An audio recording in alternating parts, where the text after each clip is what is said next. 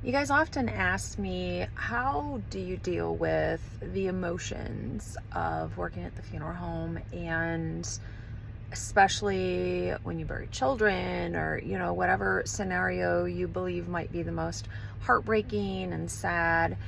And typically I say, you kind of work through it, and it doesn't always affect us as much as maybe you think, because you think about your own child, where we are caring for someone else's child. Um, but raw moments here. This last week has been hard. The last 2 weeks, I've been trying to just work through some of my own stuff outside of work. And then when you add in emotions and it's hard, that buffer zone doesn't always seem to be there. And this last week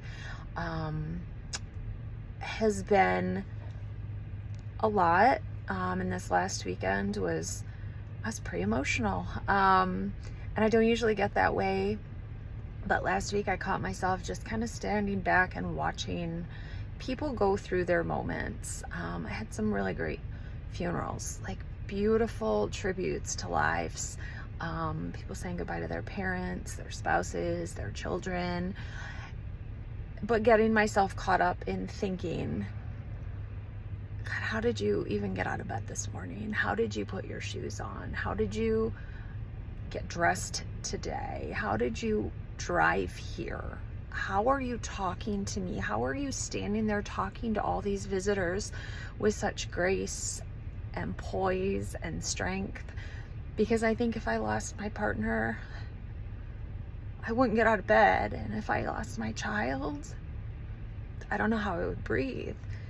And I caught myself thinking all these things, which is not what you can do when you're working at the funeral home. But this last week was a lot. And so over the weekend, I had a couple moments where I was crying, and Josh was with me, and he's just like, it's okay, babe, just get it out. And as soon as my head would get in that, I got in bed, and as soon as my head would hit that pillow, I was out.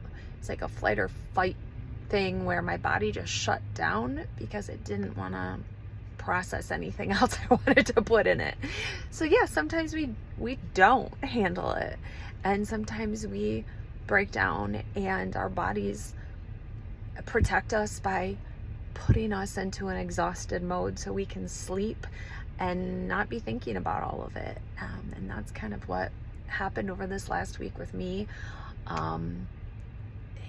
So fresh day tomorrow, starting back in there with a clear mindset, and gonna get in and help more families this next week. But sometimes it comes home with us, and when we're maybe dealing with stuff outside of the funeral home, we're not as strong to help families through, but we still do it.